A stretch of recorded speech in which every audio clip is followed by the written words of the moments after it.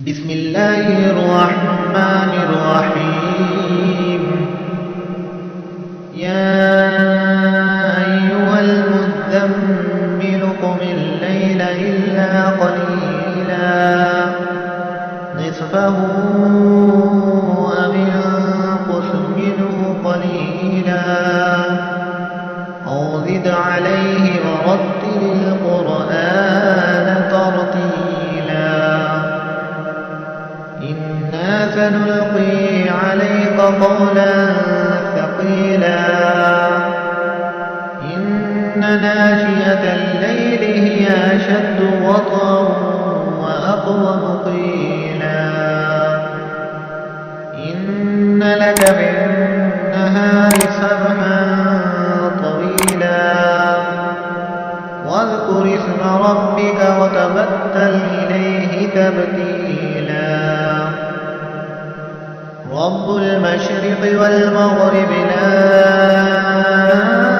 إله إلا هو فاتخذه وكيلا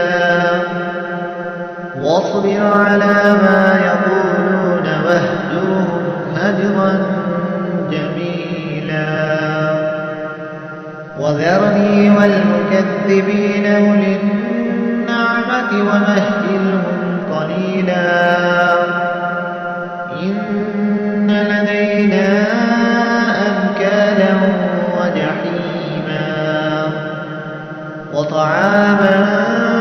ذا غصة وعذابا أليما يوم ترجف الأرض والجبال وكانت الجبال كثيبا مهيلا إنا أرسلنا إليكم رسولا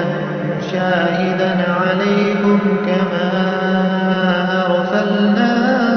إلى فرعون رسولا فعصى فرعون الرسول فأخذناه أخذا وبيلا فكيف تتقون إن كفرتم يوما يجعل الولدان شيبا السماء منفطر به كان بعده مفعولا إن هذه تذكرة فمن شاء اتخذ إلى ربه سبيلا إن ربك يعلم أنك تقوم أدنى من ثلثي الليل ونصفه وثلثه وطائفة من الذين معكم والله يقدر الليل والنهار علم أن لن تحصوه فتاب عليكم فاقرؤوا ما تيسر من القرآن علم أن سيكون منكم مرضى وآخرون يضربون في الأرض يبتغون من فضل الله وآخرون يقاتلون في سبيل الله واقرؤوا ما تيسر منه وأقيموا الصلاة وآتوا الزكاة وأقرضوا الله قرضا حسنا